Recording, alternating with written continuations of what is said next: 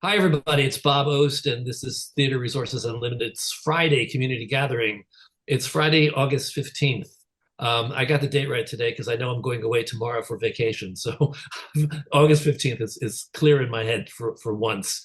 Those of you who have been watching us over the past 5 years know that I always confuse the date. It's just a thing. It's my thing. So here we are. It's Friday, August 15th, and we're going to be doing a conversation here in the room about we do things that are everything related to theater and the arts. We've done all sorts of different conversations. This happens to be our 275th consecutive conversation. This is our 275th consecutive community gathering. Started them April 17th, 2020. And that was in response to COVID.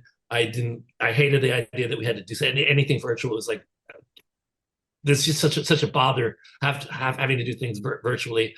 And then I opened up a virtual room and people started showing up every week. And all of a sudden I had people coming in from all over the world. Today in the room, we actually have a couple people from Australia who are actually in Australia. We actually have a guest from Australia, but he's not in Australia right now, as far as I remember. Are you Neil? I'm in Australia. You are in Australia. So we got a trio of people in Australia right now. So we have talked about so many different things over the past 5 years, and hopefully we're going to keep going for at least another 5 years. Happy to have everybody here and be part of this community.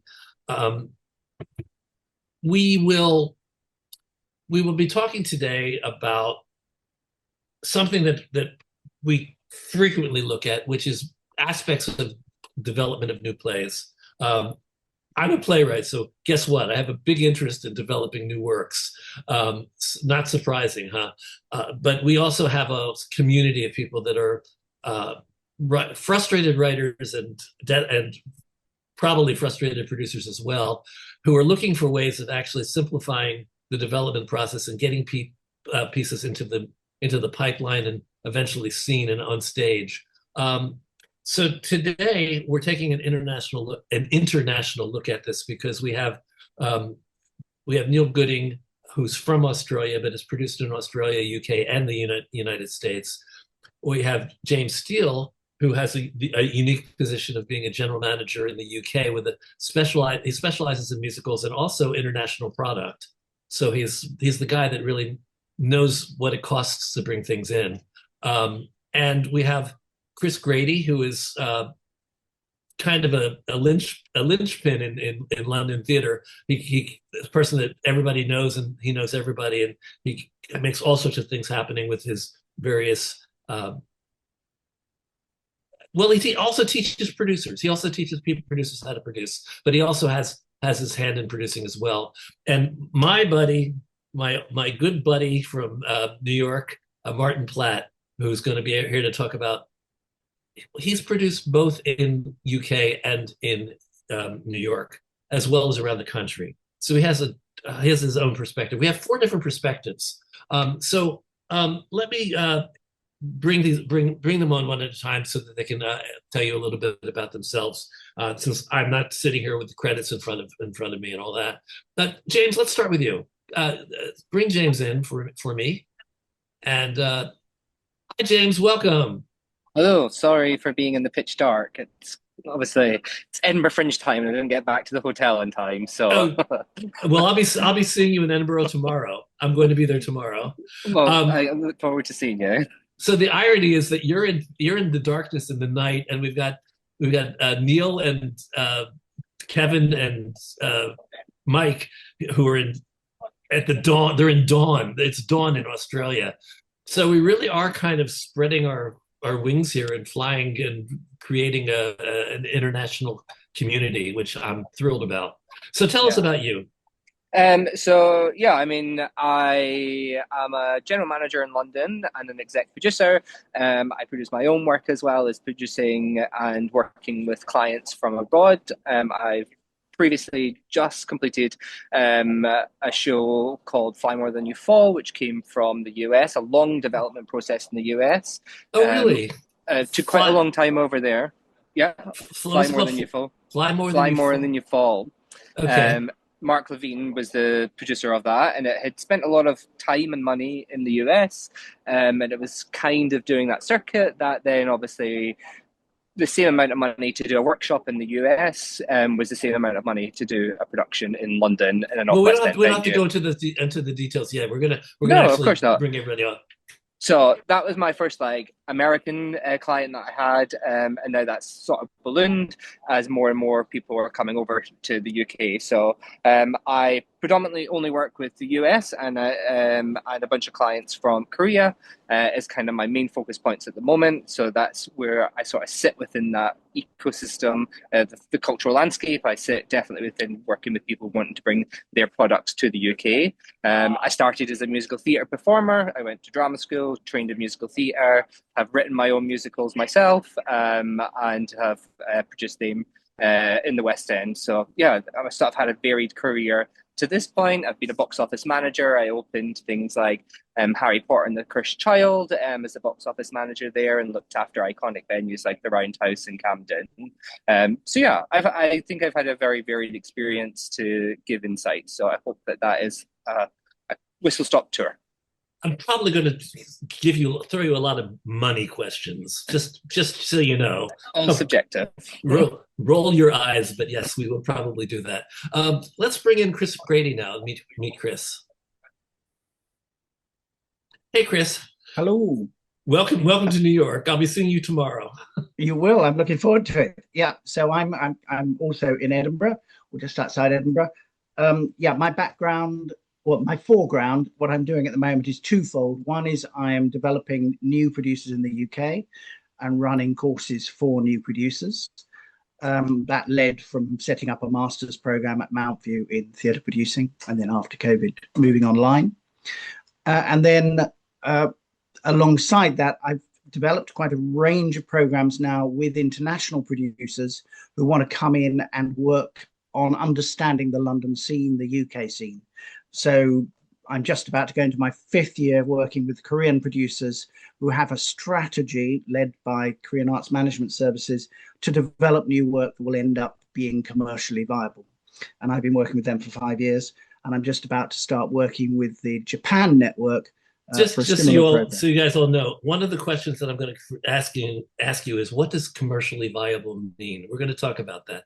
You said something that sort of pinged for me. I think we need to look at that. I would look forward to it. Okay. Next up, let's bring in. Let's go to Australia now. So Neil Gooding, you want to come on in? Yeah, hi everyone. So Neil Gooding, I'm a commercial theatre producer and director. Australian born, obviously, but lived in the US for the last 7 years. But I am currently in Sydney for my final day. We have just opened the 39 Steps at the Sydney Opera House, and that goes on tour from here. So just what time is it? It's now 7:45 in the morning. Oh, Jay, I took myself off the spotlight. You didn't have to put me back in. I actually am able to do that. So give me a second, guys. I want to remove my spotlight. I want to focus on you guys first. What were you saying before I got distracted? At 7:45, and so I kind of split my time at the moment between a lot of London, Australia, and the USA. A lot living in New York. Partly because I guess we'll talk about this. Australia suddenly has a commercial play market for the first time in about 20 years. That's interesting you say that, because the last time we had this conversation, you actually had this idea that there was really nothing going on there at all. We've had this conversation over the. Oh no, there's a lot of shows going on in Australia. A heck of a lot, like a lot of musical revivals. But also in terms of development, I remember our conversation last year or 2 years ago had something to do with there was a very rocky road for development in Australia, which we'll come back to. Yeah. Okay. We'll come back to. Let's bring on Martin Platt now. You can do that, Jay. Bring on Martin.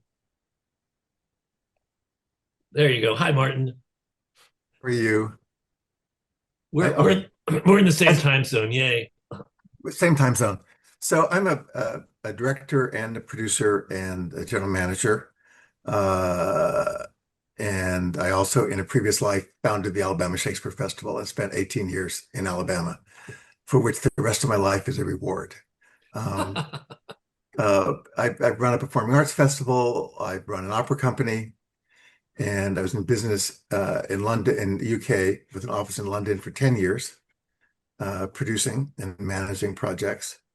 I'm in the process, and Rob Hoffman's involved in this. It's my sixth West End show. But I produced shows on Broadway, won all the awards that you can win on Broadway and off Broadway over the years. Done a lot of regional theater shows here. Produced and directed a lot of shows around the UK, a lot of tours. I worked in Spain and had one big show go on an international tour, kind of every place. So I've done a lot of things, and as Bob knows, I tend to have strong opinions about everything. Oh no, not you. So here I am. I'm joining you guys now. The focus that I want to have to at least a degree is the development of new work, because I have a room full of people who are desperate to get their work seen, and there are thoughts floating around in New York theater that it's easier to get your work done in London. I don't think anybody knows whether it's easier or not in Australia. I think nobody knows anything about Australia. So that's an open book for you to start reading from to us about what exactly does development consist of in Australia. Let me start with you, Neil. So it has historically been very tricky. Like Australian musicals, we generally import Les Mis and Phantom of the Opera and Wicked when shows have become very successful around the world. So Australian musicals have been generally rare. A few examples of shows that sort of went internationally were The Boy from Oz and Priscilla, and they were all jukebox musicals, like shows that did not have original scores. So Australian musicals with original scores, I would say 10 or 15 years ago, were incredibly rare. And our best writers would go overseas to do. So Tim Minchin goes overseas and writes Matilda and Groundhog Day and works with Matthew Walkes. And the RSC, or Eddie Perfect, basically had been writing musicals in Australia and then went to connected with Scott Brown and Anthony Young and did Beetlejuice. And so a lot of I think about 10 or 15 years ago, a guy called Chris Stewart, who set up Nymph in New York, came back to Australia to be the resident director of Wicked, and him and I started banging down the doors of the government authorities and basically trying to convince them that musical theatre was an art form that needed funding if you wanted new musicals, because Australia at that point was definitely we've got a thing called the Australia Council, which funds a lot of work, but it had a dance board, and it had a music board, and it had a theatre board, and somewhere in those cracks was this idea that musical theatre was even an art form. And again, that's partly because we inherit, we import so much stuff when it's finished. So we finally had some success with the music board sort of put their hand up and said, we're going to look after musical theatre. That sort of led to a thing called New Musicals Australia that Chris and I set up, which then indirectly led to us taking over a theatre in Sydney, which has now been rebranded as the Hayes Theatre, named after Nancy Hayes, who's one of our musical theatre doyens. Hey, Nancy. And that's now been operating for 12 years, and it sort of became the home in Sydney. It's only 111 seats, but it became this missing piece of where shows could be developed and presented. So there's all sorts of programs underneath that to train writers and to upskill people and to do 20-minute excerpts, and then maybe one or two of those shows goes into a full production in a 111 seat theatre. But there was this massive gap in Australia for something like that develops like Muriel's Wedding or King Kong was done here. They basically had to jump straight onto 1,000 seat stages or 2,000 seat stages. We have a lot of in Australia. And there was just this missing piece of, what does Rent exist without the New York Theatre Workshop? Who knows? And does Hamilton exist without the public? Who knows? And so I think the development system here is certainly getting more mature, and our writers are definitely getting better and better all the time, which has never actually been the problem. Like, the writers have always been here. It's part of my move to New York was, having done this for 10 years, you hit a ceiling in Australia. And so even if you have shows that have worked in a 111 seat theatre or have had multiple stages of development, um, it- Australian musicals with original scores are very, very hard to take overseas. Well, let me ask you Um, something. You don't talk about plays at all. So, I mean, this is the first season in eons when New York has actually been welcoming to new plays, and actually plays are doing in on the whole there are more successful plays than musicals actually right now. You can correct me, Martin, or adjust what I'm saying, but well, I think if you have a movie star in them, that's true. Yes. okay. Yeah. So no, look, there's a lot of play development in Australia. But it was really musical theatre was the missing piece. We have a lot of non-profit theatre companies, subsidised theatre companies that do plays very well and identify young playwrights and I guess it's that age-old thing that it's much cheaper, not easier, but much cheaper to develop a play than it is to develop a musical. There's just so many more moving parts in a musical. So Australia does new plays well, I think, and there's opportunities to present those at. About well, we're going to come back to you. I want to Okay. bring Chris into the conversation and talk a little. Yep. Where would you like me to start? One of the challenges we have in the one of the challenges we have in the UK is that we don't actually have a Hayes Theatre, Nancy Hayes Theatre, in the same way as Australia has now. We have fantastic new development houses for plays, the Royal Court, Travis Theatre in Edinburgh, other new playwriting houses and new playwriting companies. But actually, there's very little new musical development houses. In fact, there is no dedicated theatre to musical theatre in the UK at the moment. That is beginning to change. We do have a new a new festival being developed in Birmingham for new work and showcasing new work, specifically new musical theatre work. And they are looking now at moving towards an international festival of new work in the next couple of years. So that's all good news. So there is now a musical theatre development hub. What we do have is a phenomenal new array of producers who are dedicated to new work. That younger generation coming through who have broken through the Cameron, Andrew Lloyd Webber kind of glass ceiling and are now making new work happen. Now, those new producers, in inverted commas, may be in their 40s and 50s now, but there are also then those that are in their 20s and 30s coming through. But what's Katie? What's my friend Katie? Katie's one of them. Katie Lipson. Katie Lipson, yeah. So people like Katie Lipson's coming through at that kind of slightly younger level. So everybody's now cracking through that ceiling that was kind of a lock for many producers for many years.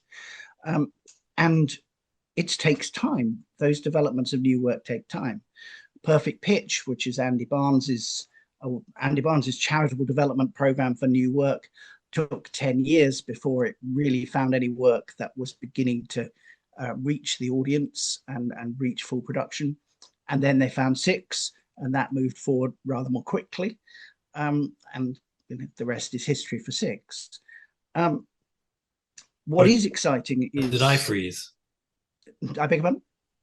Did I just freeze? Because you guys were all frozen on my screen. No, okay.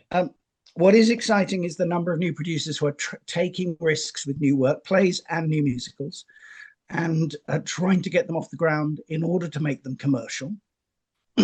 That's not to say they're commercial to start with, but in order to see whether there is a commercial life for those pieces. We, like Neil, have an advantage that there is Arts Council funding available, hard fought for, but available for the development of new work. And we also have an extraordinary array of festivals that are available, such as Edinburgh Festival, where there were 3,500 productions happening in Edinburgh at this moment in the Fringe, of which I guess 500 to 1,000 are new plays or musicals, possibly. I'll be seeing 14 of them.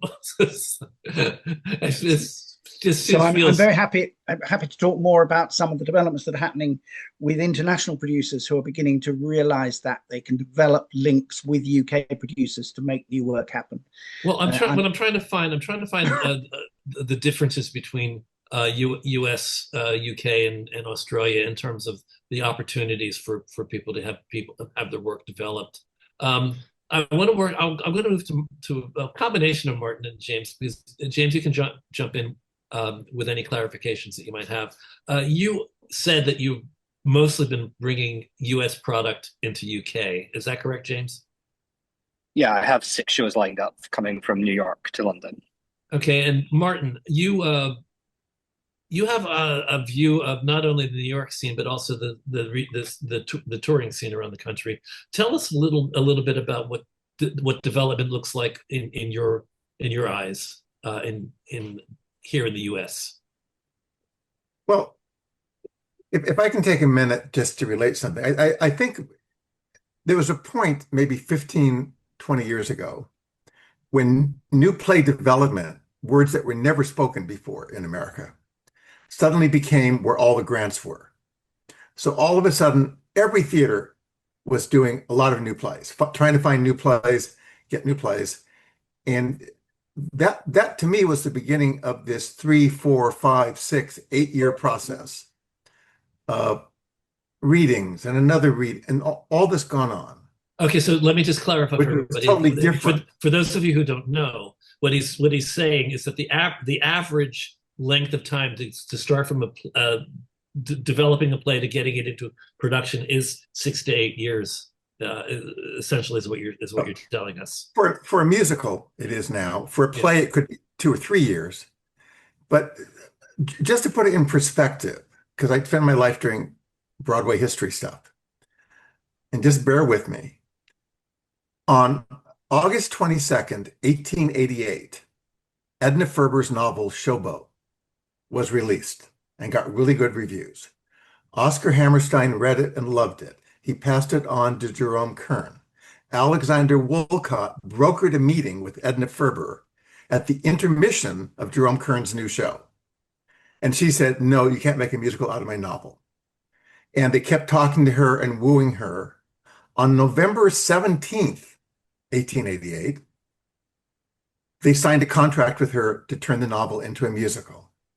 On November 25th, they submitted a draft of Act One to Flo Ziegfeld. He agreed to produce it. 10 months later, they went into rehearsal for Broadway. Are you sure you're saying 1898? You don't mean that, do you? No, 1888. 1888. Not. I thought Showboat was. I'm sorry. 1926 and 1927. Sorry. Oh my God! I'm like, what? Where have I been?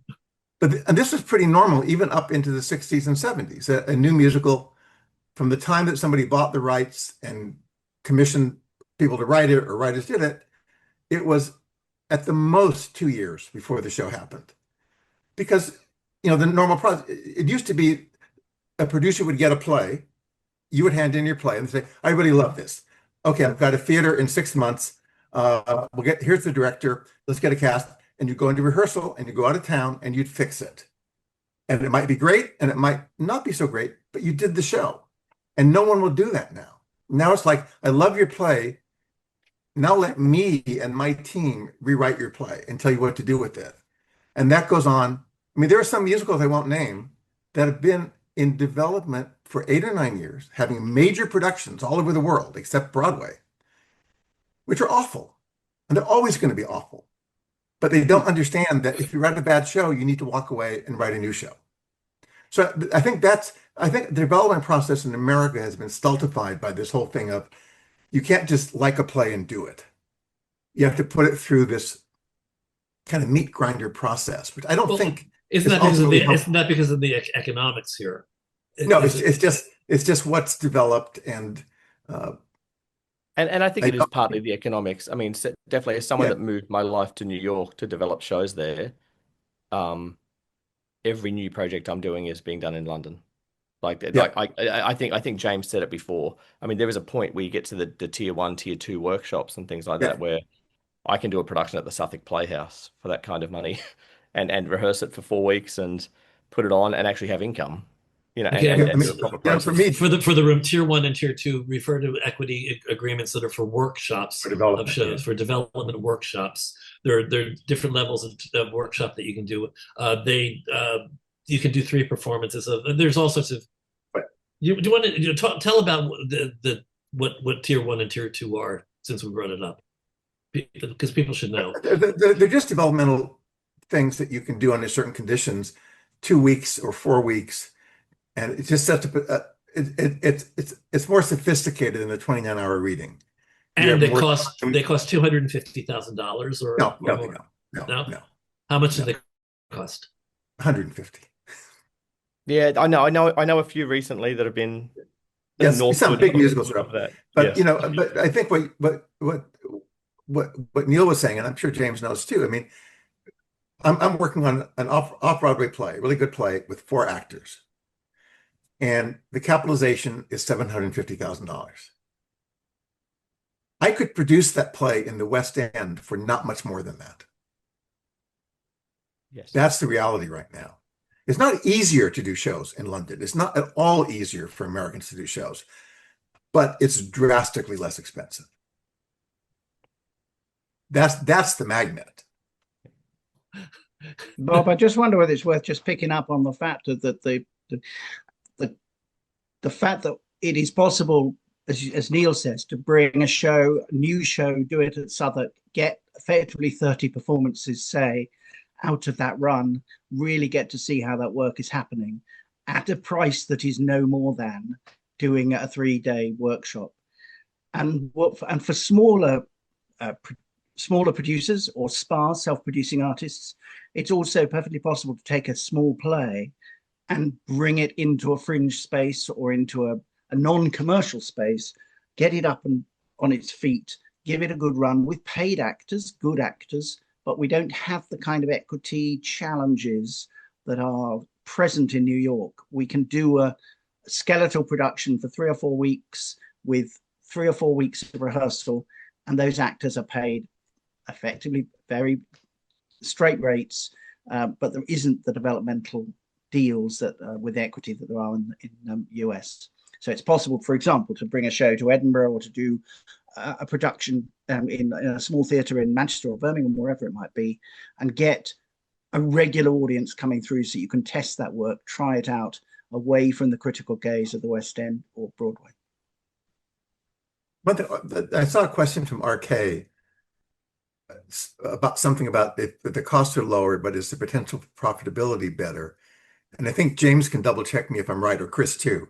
But in producing in the West End, what we have to remember is in the US, about 9% of your ticket price gets sucked up between the percentage the theater takes and credit card charges. In the UK, in addition to that, you have the 20% VAT, the value added tax. So I did some quick math, and between the value added tax and what the theater's percentage and credit card percentages and everything else, on a £100 ticket, about £61 comes back to the production, also including royalties. It's a much larger cut of the box office disappears, along with, James, my least favorite thing. I've argued with theater owners forever. I almost punched one about the proprietary tickets, which I think are stealing. PP tickets, yeah. London theater owners have a number of tickets in your contract that they get, they belong to them, and they can sell them and keep the money. And they keep the money, and they're always the first tickets to sell, and they'll always be the top price tickets. So, yeah. What I would say that James. Sorry, yeah. No, I just wanted to sort of tie into that. I just want to be really clear. Like, London is cheaper, but it is becoming expensive very, very, very quickly. We're talking about rates that have increased in some of these venues, like Southwark Playhouse, just in the last year, are over 100%. So whilst it is cheaper, the venues, the agents, everyone else knows as soon as there's an international customer, because for use it's cheaper, we don't get the same deal. So it's just to be prepped for that it may not be the same value that we would get as UK producers, where I find it frustrating times because I can see, that's a phenomenal fee for an artist in any capacity, but they've only went higher because they knew it was an overseas producer with a lot more capital. So I just want to be not to be down and gloom about it, but it is really, the more US, the more overseas producers are coming, the quicker the prices are going up. And I don't think we've really cottoned on yet. I think we're still thinking we've got a lot of time ahead of us, but I think we're being pretty much priced out very quickly as a UK producer. So let me ask you. That's very true. James, And okay, what I would say to Right. that as well is, ticket prices are cheaper in London. So it's cheaper to put shows on for sure. But London is, I mean, as more and more Americans go over and are discovering this magical land of London suddenly, there is this myth that makes it less risky. And yeah, producing theatre in London, that's risky. You know, it's just not as risky. The differences are, as some direct comparisons, um, let's look at the results of Cabaret in London compared to Broadway. Let's look at the results of Picture of Dorian Gray in London compared to Broadway. Back to the Future doubled in capitalization coming into into Broadway, and it lost 50% of its money. I was actually going to ask this as a question. Operation Mincemeat probably went up, probably cost 6 times the amount of money to put onto Broadway to do a replica of what was in London.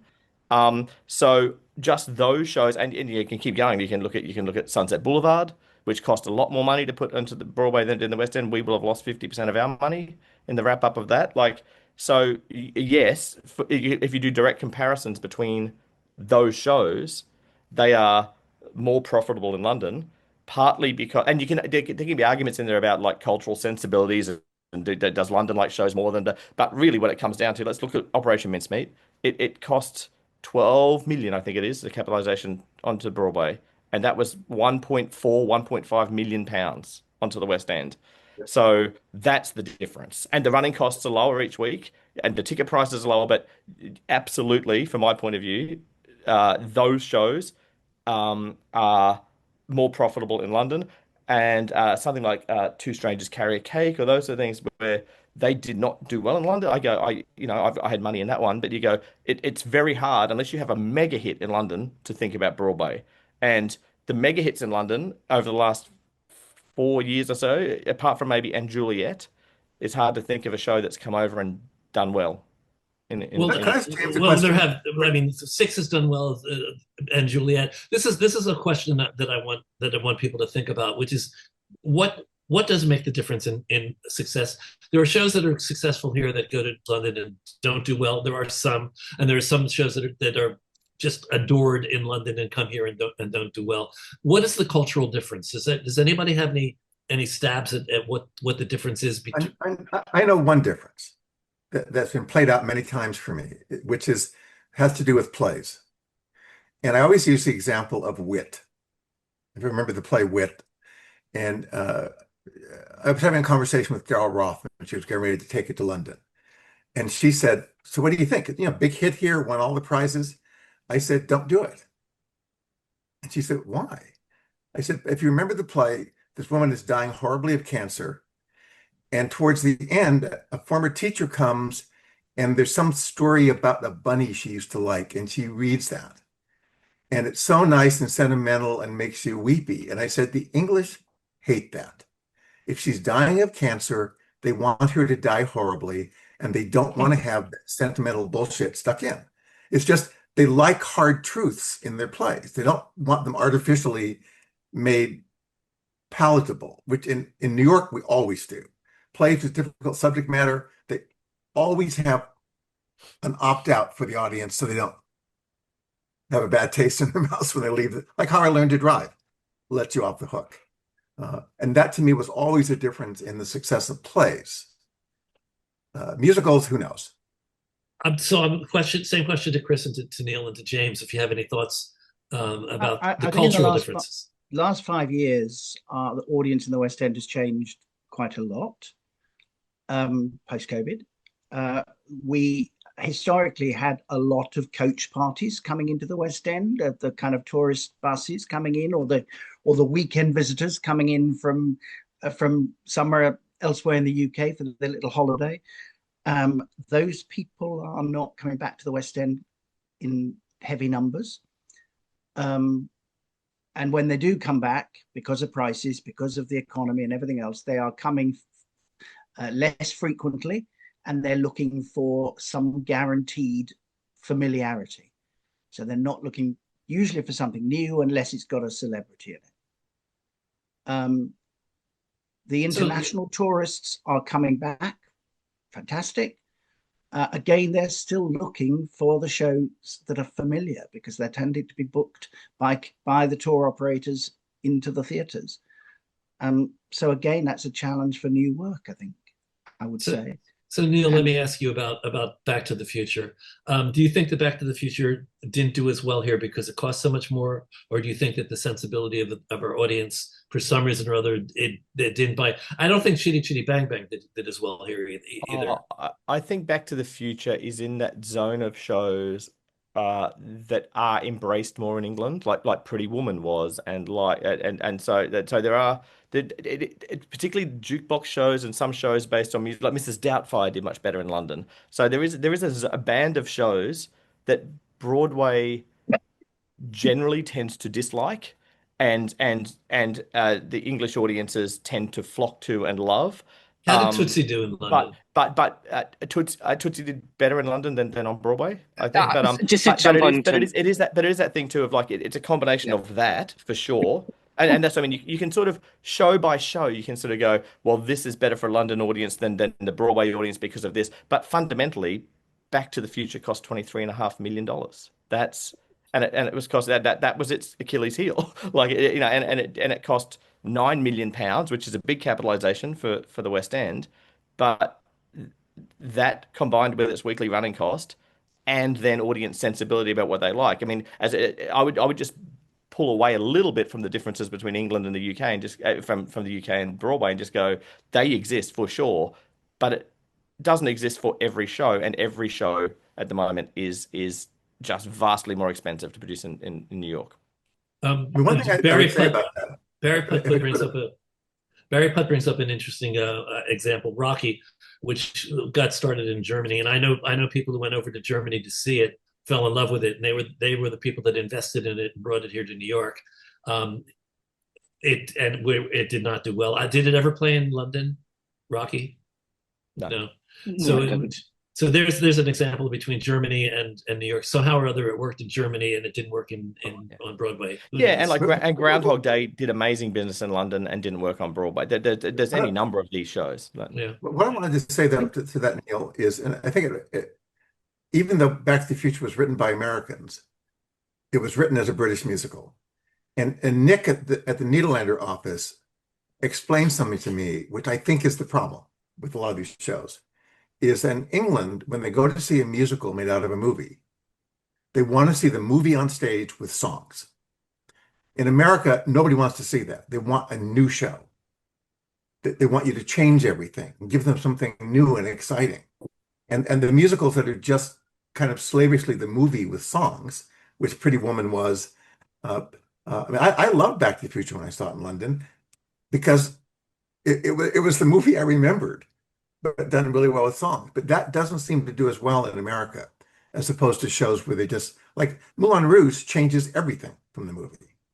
Changes the music, changes the story, changes the characters, and we love that. I would say too, I mean, as the non-American on this call, I'm sure I'm going to get shouted down, but there is a, and I don't think this is not an American snob, this is particularly around a few blocks in New York. There is a snobbery around Broadway about what theatre should be. And you can see it in the Tonys every year where the best musical is going to great musicals, but musicals that are not commercially viable around the world.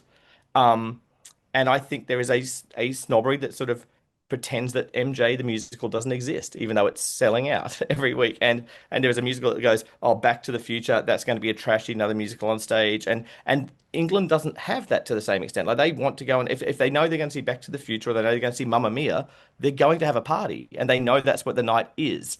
And yet Broadway specifically, not the rest of America, like these shows tour America brilliantly well, but those 41 theaters, there is an inherent elitism in the system, and maybe that's a good thing. I mean, maybe we want new original works. I certainly do most of the time, but it is an interesting thing where there is that those shows will never win Tony Awards.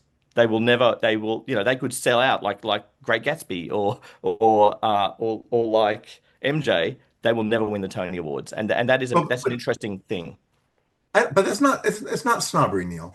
The Oscar does the same thing. I really don't think that's the case. The award is for the best. The award is not for the most commercial. And there's no reason to award the most commercial because they're going to mint money, whether you give them an award or not. But Fun Home was a really great piece of work, or Band's Visit. I mean, these shows, and that's where the awards go. And I know it pisses off the producers of really commercial shows or really commercial movies, but the awards, go to something that's new or different or edgy, and that's just I think that I don't think it's snobby. It's just kind of the way it is. And of course, the Tonys for those non-commercial shows never make them into big hits. They No, might buy them I for just 6 find months. even long before the awards, there are certain shows that are announced, and before anybody even knows that they're good or bad, or knows if they're going to be commercially successful or not, there is a vibe around whether or not that is what should be art on Broadway, and maybe that's right, maybe that's wrong. But it's not even about the awards. There's Yeah. definitely, as shows are announced, you can feel the sense of, oh, that's not art. Yeah, But there's a Which quick I'm going example. to I'm going May to I move to pick James. up a I'm little going to bit move to James for a second. something that Oh, no, I'm not. that Randall said earlier on, or Randall's put in the chat. A lot of the people I've met who are on this call are people who are developing smaller new works or new works which probably aren't destined for the main Broadway theatres, the main West End theatres, but that may have a commercial life. I do think one of the key things about development in another territory, and as Neil said, and Martin said, it can be a lot cheaper to develop in another territory, is to go and build the relationships. As James says, if you just arrive as an international producer trying to hire a theatre, they'll hire it to you if they've got it available, but it will be at a higher rate. But if you build relationships with those theatres, with those theatre spaces, I know Randall's been 5 or 6 times over to build the developments he's got now with Manchester in order to develop his play over here. And that's really paying dividends. This is So also I this is also in recommend that people response come to across. another question that was in there earlier. I forget who wanted to know how do they find their way to a London producer. The actual answer Well, to that really is that you don't really need to find your way to you need to listen to what Chris is saying, which is basically you want to find a producer who has developed relationships with the London theater scene, and like Martin has relationships with people in Right, London. but I will say, I've done 6 shows in the West End. It'll be 6, but you can't do it. You really can't do it without a London producer as your partner. Among Right. other things, someone who is a full member of SALT, which is like the Broadway League, so you don't have to pay the enormous bonds and deposits. And that And what- that producer opens doors for you. And what I'm Yeah, saying and is, you have to what go- I'm saying you have is to that go the and writers in the room don't need to necessarily find their way to London producers, although that would be lovely. And with Chris's help, they probably could. But if they find a producer in New York or in the United States who understands the scene, they will have relationships with somebody in London. If that producer says, "Oh, let's take this to London," it's because they have a relationship. Then they know it's possible Yeah, to do you it. can ask around, Bob, but I mean, to be honest, you need to get on a plane and get to London and have meetings because I mean, there is, I assume, there are people at Martin's level in New York, like Mark Rubenstein and those sort of GMs in London that have been around for decades and are that sort of Rolls-Royce versions. But because of Chris's program and because of stage one, there is James and there's like 30 or 40 at least that I know of that are sort of under 35 who are highly trained, highly ambitious, very smart, and they are in an environment where they're working on 3 or 4 shows a year that are actually going onto stage. But what I And they're wanted to do driving is that show, like wanted which to is not give them happening another which is not happening in option. New York. I wanted to give them another option than having to fly to London to meet producers. That's all. I know, but I of think course. you can certainly get recommendations. You can certainly get told this person you should talk to. But if you're going to be producing in London, you need to get to London. Yeah, like in the US, this is the business about personal relationships, and it's one-on-one in the same room, and there's not a way around that. James, I've been wanting to get to you for quite a while now. That's okay. Yeah, my comment was exactly what Mark's just said. This is a game of relationships. fundamentally, it doesn't matter how good your product is, it is a game of relationships. You need to build a relationship with anyone. Does that mean having an hour Zoom call? It is so important. I spend a lot of time building relationship with venue owners because there's a lot of competition for theatres in the UK, up and down this country, and they need to trust that the product you're giving them is going to be a good product in some capacity. We can't guarantee that ever, because you think you have the best show, but it just is a flop, or you think you've got a mediocre show and it's a hit. But they're taking these venues are taking huge risks. How many people have told you that they have the next Hamilton? Just curious. Oh, it's not even the next Hamilton. I always get told it's the next Les Mis. People No, still the next harp on Les about Mis. that one. Yeah. My favorite quote Neil, is you're the the next next Les Mis, and I'm going, Les Mis was written in 1986. That's like turning up with a Walkman and telling me you've got the latest technology. I mean, one thing, I think, James and Neil, that may be a shortcut to this. I mean, going to Edinburgh is exciting. It's also a money pit. If you take a show to Edinburgh, you need to go for the whole 3 weeks with friends. You can't go for just a week. You have to book for the whole 3 weeks, and you're going to lose money. I'd say 99.9% you're going to lose money. But if you have some kind of like a young UK producer, I remember years ago, Richard Jordan was that young producer that helped a lot of people. But you get a young producer who likes your project just to be one of their 6 shows in Edinburgh. And you go there, you can meet everybody you ever need to meet if you go to the right clubs at the right venues with somebody who knows who they are to convince them to come to your show. But at least they know you and you know them. So if you call them, they might take a meeting later. That's I think, a shortcut, despite all the drinking and everything else that goes on. So meeting a big chunk. I wanted to ask James a specific question before we go to the questions in the room, because there are plenty of them. James, you said that this is new for you, that you actually you're bringing 6 shows in from the United States to UK. How did you come to get into this area, and how do people find you if they want you to be the person to help them? Realistic. So obviously we went through this program at stage 1, and I was a self-commercial producer. I was on that journey myself, but it became too expensive for me to raise money. People from the US didn't used to invest in our shows. That has started to change. There's a lot more investment coming over to the off-West End scene, which if you asked me 10 years ago, never existed, and nobody would have even paid attention to you. How I got into general management and that sort of conversation and exec producing was I guess the sort of interest came around when TTR sort of was around. It became more economically viable. So I was just getting quite a lot of emails in my inbox from, again, people want to build relationships. It wasn't straight out, here's my show, produce it for me. It was let's have a chat, let's have coffee, and then we have those longer term relationships that give us okay, we could probably work together and we could deliver that show for you. Sorry, pardon me. It's a Friday night in Edinburgh. That's I got it. Basically those have been built through venues. All the venues are getting getting people submitting their shows. And basically I have a great relationship with a lot of London venues, and they consistently just direct them to me, or I'm constantly in New York. This year I've been in New York 4 times already. I should probably get a visa at this rate. You should have brunch with me the next time you're here. I will do. Well, Okay. I'm 2 weeks. 2 weeks I'm back. So, it's basically I get a lot of. I basically get 3 or 4 inquiries a week for So I want people to wanting to bring their clarify. show. And I want Bob, to clarify this. This is new for you. Have you brought in? You haven't brought in the 6 shows yet. You're in the process of doing that.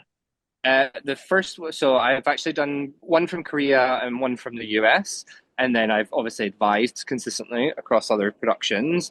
And then this is me with 6 shows. The first one opens at the Marylebone Theatre, which is about a 240 something seat theatre in London next to Regent's Park. And then we have a bunch of other shows, and then I have 2 more clients. One of them is currently got a show at Underbelly here at the Fringe as well. So yeah, we've expanded very, very quickly. We've got a team of 6 now, and growing very quick in the UK. And these are productions. These are productions, plays, musicals, everything. So kind of it sort of skips over a little bit of what we're talking about, which is the developmental path. Bob, it's really important. I meant to mention this with RK's question about the profitability. It's very important if we're going to talk internationally. You do have to talk now about New York tax credit versus the TTR in London, because from a producer's point of view, for Australia, for example, does not have a tax incentive scheme at the moment, and there is it's getting close. I think it's going to happen that they're going to basically put the TTR into Australia, because if they don't, Australian investors will just send their money to productions in the UK because there's a 40% tax relief that is a massive factor. If you've got a show that loses money, but you know that you're going to get, I think it works out, James might correct, but I think in real terms it works out to be about 30% of your budget back. Even though it says 40%, it excludes marketing. It's only on agreed pre-production costs. But even if your show doesn't sell a ticket, you get 30% of your money back in the UK. That's sort of what was supposed to happen with the $3 million tax credit system in New York. It never really did that because people just started taking loans against it the moment it wasn't going well, and they just pushed up budgets. And now we've just found out a few weeks ago that basically that whole program is out of money. So that now, in international terms, the tax incentives for producers to do shows, and that shows at all levels. You can do a workshop in London and get the TTR. You can do a production. That is a massive component now in where a producer like me chooses to do their development and their productions. Can I just give some clarity on that, just to be clear? You can only claim the theatre tax release if you have a paid performance. It can do the development part, but there has to be a paid performance in some capacity. That can be one person paying for a ticket to your workshop. It doesn't need thousands of ticket sales, but it has to be the intention of selling tickets. So the workshop can feed into the budget. Yeah, and that weighs into what I was saying before about the tier 1, the tier 2 workshops in New York, where for me personally, I think they're just so expensive it doesn't make sense. If I can get Charing Cross or Suffolk Playhouse or the Marylebone, I can do a full rehearsal period.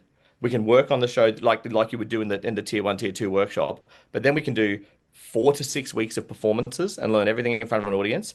I get the box office from whatever tickets I sell, and I have a 40% tax credit. So that becomes a vastly different question to do I do a workshop for 3 weeks in New York, or do I do a production in London, which will actually cost me less money on every level, and I will learn a lot more from that process. And the more you guys talk, the more questions I have. But we have a lot of questions in the room right now. Do you guys have a hard out at any time that I need to know? Chris, Martin, James. I'd like to catch the 10-2 train, but yeah, it's okay. I can stay until the end. So as long as I'm on the train by that point. Okay, so you can take like 10 more minutes or so. We can. Yeah, 10, 15 minutes. I'm absolutely fine. Okay, so Owen, are you still with us? I sure am. Okay, are you here? Are you going to be here long enough to be able to start asking all these questions? I can do 10, 15 more minutes. Okay, go for it. All right, question from Greg Nekrasovas. How would I obtain more info about the CGO Institute if virtual learning opportunities are available? You twist Chris's arm. Chris, just put the website into the chat so they'll be able to look you up. Certainly. All right, great.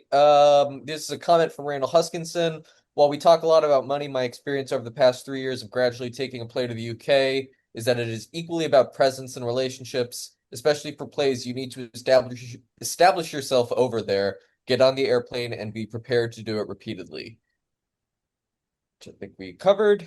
Question from Rob Hoffman: what impact has Trump affected upon American plays and musicals starting up in the UK?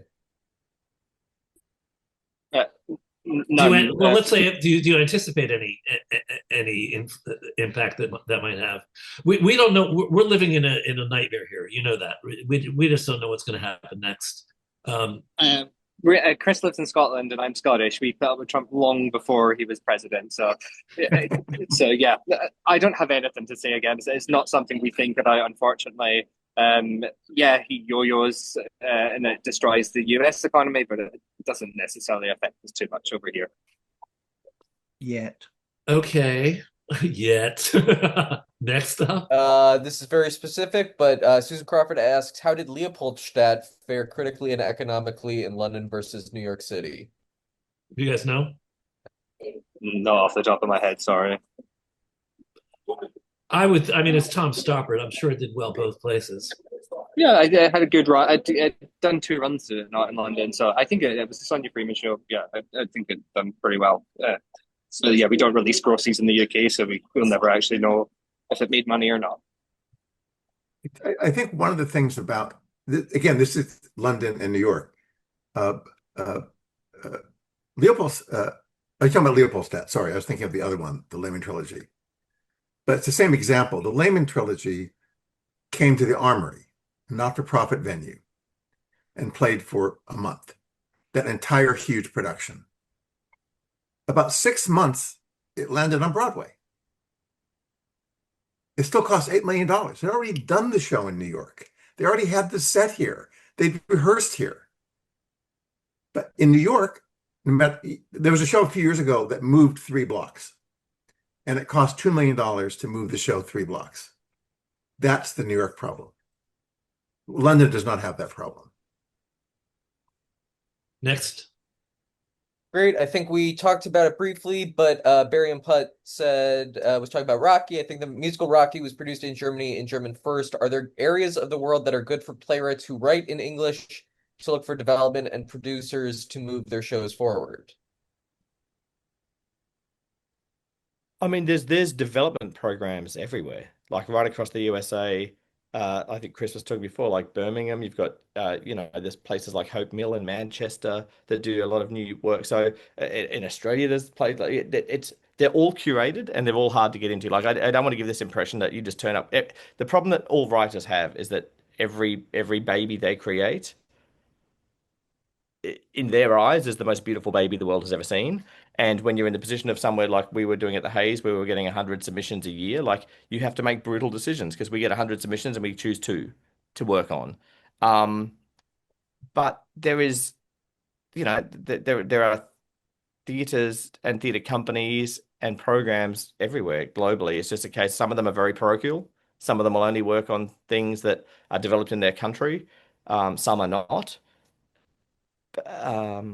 There's no neat answer to that. There is a lot of places to do it, but they're hard to access. And again, you need to know, you need to have some. The chance of you just sending a show in and they do it is very small.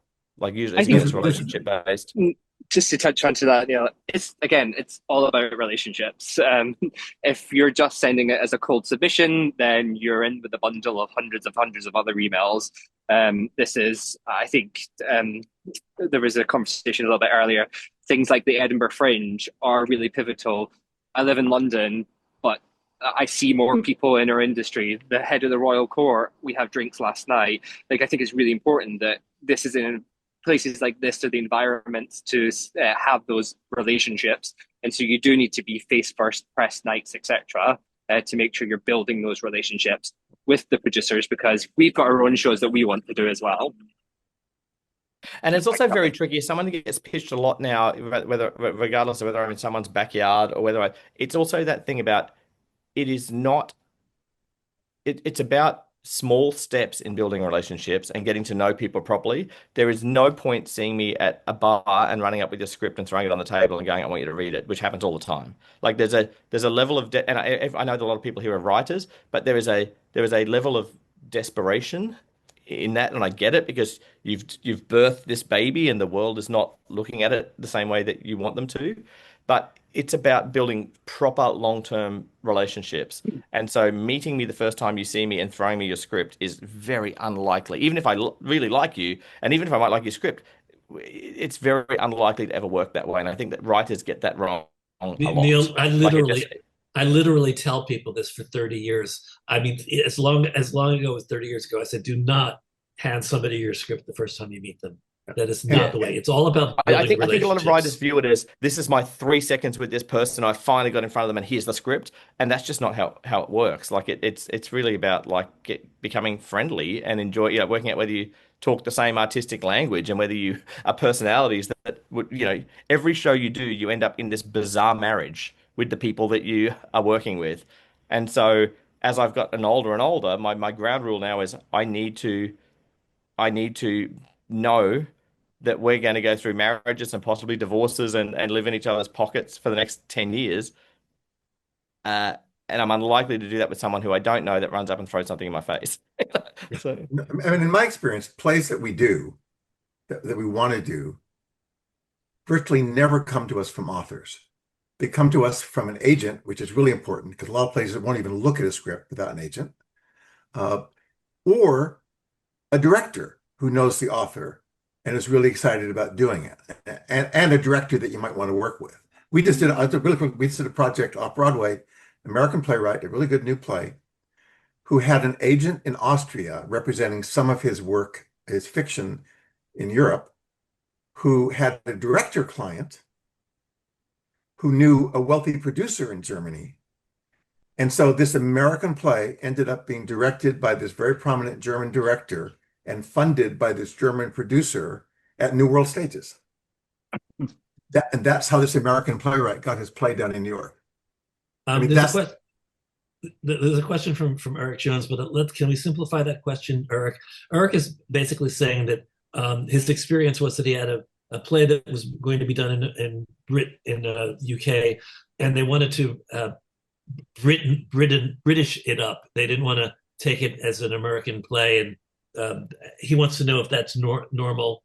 Is it normal that UK productions would do that, or would they allow the subject matter to stay at the country of origin?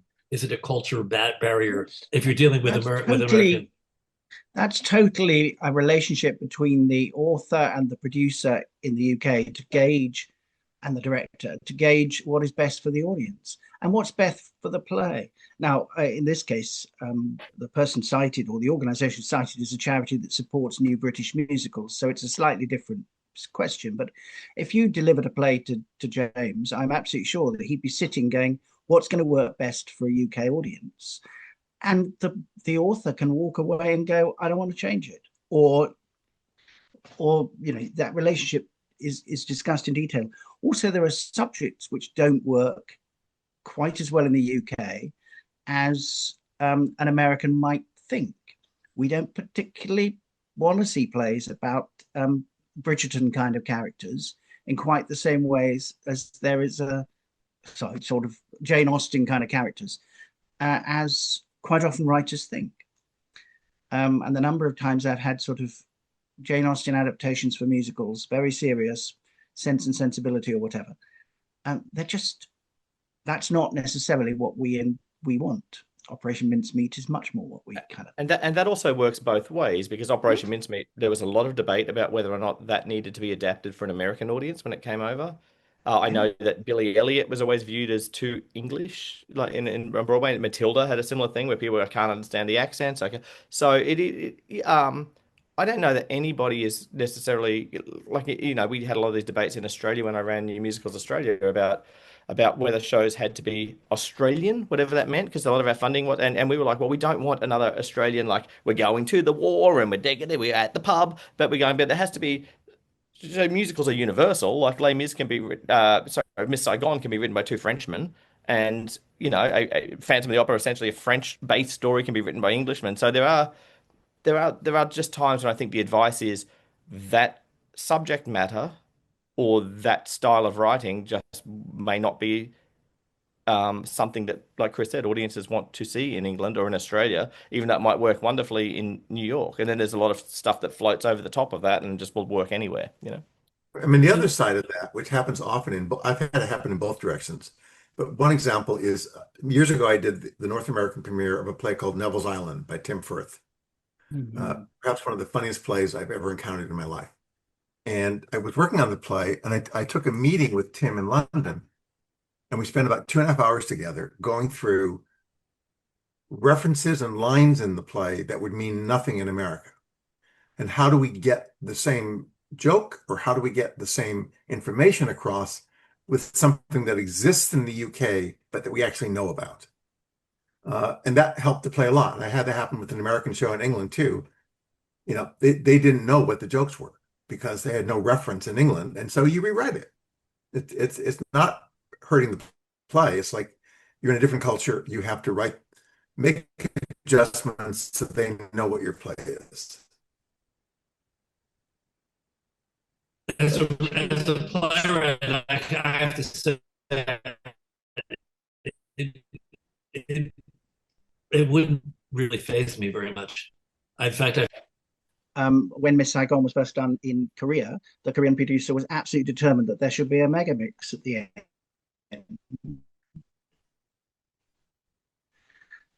And that the two young lovers come down and do the numbers again, and argument over many hours, in fact many days, that wasn't really likely to happen. But in the end, we did the show as written. But cultural differences are also something to be thinking about. And I guess there's gradients to it, right? Because I mean, sometimes there's a subject material that just won't work in another country. So unless you're going to totally rewrite your play, you may not be one. Or there's ones where Martin's talking about where the play completely works, but there's very specific references that just won't have any meaning. And as the playwright, you've always got the right to say, no, I'm not changing my work. It's just a case of, are you then meeting international opportunities? well, I think I'm going to have to let you guys go because I think it's, this is the time I promised you I would let you go. So I want to thank you. I want to thank James, Chris, another 3 hours of conversation we could have about this. I'm not sure whether we really hit. I told you we're going to talk about seed money and front money and how that varies from culture to culture, from city to city. We never got to that. There's a lot that we didn't touch on, but there's a lot that we did touch on, and I think it was a productive meeting for everybody. I hope the people in the room got something useful out of it. I'm going to do my let's see. I'm going to do my spot to my audience in YouTube land, and I'm going to just say to everybody out there, thank you for being with us today, and I hope that you enjoyed the conversation with my friends Martin, Chris, Neil, and James. If you're interested in theater and if you're interested in what we do and the different things we talk about, which sometimes goes beyond theater, we do things other than theater as well, and you want to be here in the room and ask questions, email me. I can actually put you on the list and we can email you and let you know what's going on. My email is trunltd@aol.com. That's trunltd@aol.com. Just say that put Zoom me in the headline, and I'll Zoom you. I'll send you a link. We have things coming up. I'm going to be away for 2 weeks, but that doesn't mean that these aren't going to be happening. Next Friday, I'm going to have a meeting with some of the people that are from our young professionals and artist circle are going to talk about creating opportunities for young artists. How do you get your first breaks? And then the following week, we're going to talk about TRU Speak, our filmed versions of plays that we're doing. That's going to be we're going to be showing them in September or October. Going to talk about filming plays, and then on September 5th, oddly enough, I'm going to do I Survived the Edinburgh Fringe. I'm going to have a bunch of people come on who actually have shows that they're performing in Edinburgh, and we're going to talk about. I'm going to tell about my experience in Edinburgh over the next 2 weeks, and they're going to talk about their experiences as artists in there. I have all sorts of things. I mean, I got political things coming up. I got so many people coming on the show. So I hope you'll join us. If you want to support us, and we really could use the support because now that we're back into a normal live theater world, everything costs a lot more money. So you can actually help us out by going to TRUDonate, trudonate.com. trudonate.com and give us a donation, or you can join as a member. We'd really appreciate having you as a member. That would be great. Other than that, we do let people come here for free if you have to. If you can't afford it, we're a community. We want you to be part of us. So whether you can donate or you can't donate, I hope you'll come back, and I hope I'll be seeing you, I don't know, soon.